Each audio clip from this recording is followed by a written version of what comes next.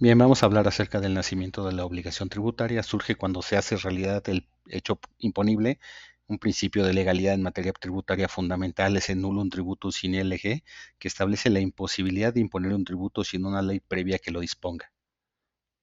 Las facultades del Congreso de la Unión para imponer las contribuciones necesarias y así sostener el gasto público se encuentran previstas en el artículo 73 de la Constitución Política de los Estados Unidos Mexicanos en su fracción séptima.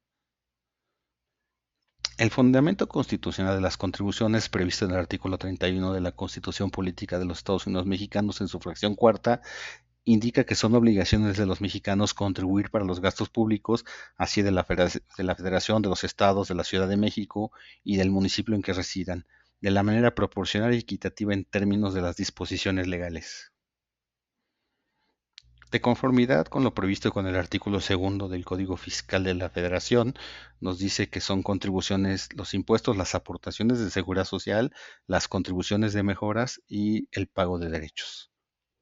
Bien, los impuestos son contribuciones establecidas en la ley que deben pagar personas físicas y morales que se encuentran en la hipótesis normativa. Un ejemplo de esto es el impuesto al valor agregado cuando adquirimos un bien o un servicio, o el IEPS que se encuentra en las gasolinas, o también el impuesto sobre la renta, que, conocido como ISR, que grava, por ejemplo, en aguinaldo. En diciembre se deberá pagar el aguinaldo por parte de las empresas y eso tiene grabado un impuesto, siempre y cuando sea igual o mayor a un número determinado de UMAS en los términos de las disposiciones vigentes.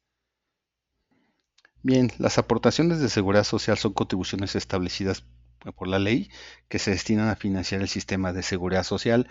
Esto se da en las relaciones obrero-patronales, las obligaciones que tienen tanto trabajadores como patrones de pagar, por ejemplo, el Instituto Mexicano del Seguro Social y otros tipos de pagos en términos de seguridad social. Es un ejemplo representativo, a diferencia de los impuestos. Esto se da en las relaciones obrero-patronales. Los impuestos se dan tanto en los ingresos como también en el consumo, y en las relaciones obrero-patronales se dan las aportaciones de seguridad social. Después tenemos a las contribuciones de mejoras que están establecidas en la ley a cargo de personas físicas o morales que se benefician directo o de manera inmediata de obras públicas. Un ejemplo lo podemos tener en la ampliación de una avenida que beneficia a los propietarios de inmuebles aledaños. Y finalmente hablemos de los derechos. Creo que todos hemos hecho pago de derechos. Son también contribuciones establecidas en la ley para el uso de bienes públicos o para recibir servicios del Estado. Un ejemplo es la expedición de copias certificadas de documentos, la expedición de un pasaporte o la expedición de una licencia. Bien, brevemente hablamos de los ilícitos en materia fiscal. Está la evasión fiscal, que es toda actividad tendiente a omitir total o parcialmente en propio beneficio un tributo legalmente adeudado ante el SAT o ante alguna otra institución como el IMSS y o alguna otra institución semejante. Y existe la defraudación fiscal, que es la evasión consciente. Aquí no solo es el elemento de la defraudación o de la evasión, sino que tiene que ser consciente, deliberada, dolosa del pago de impuestos por parte de un obligado tributario. Evidentemente, esta es una especie del género que es la evasión fiscal.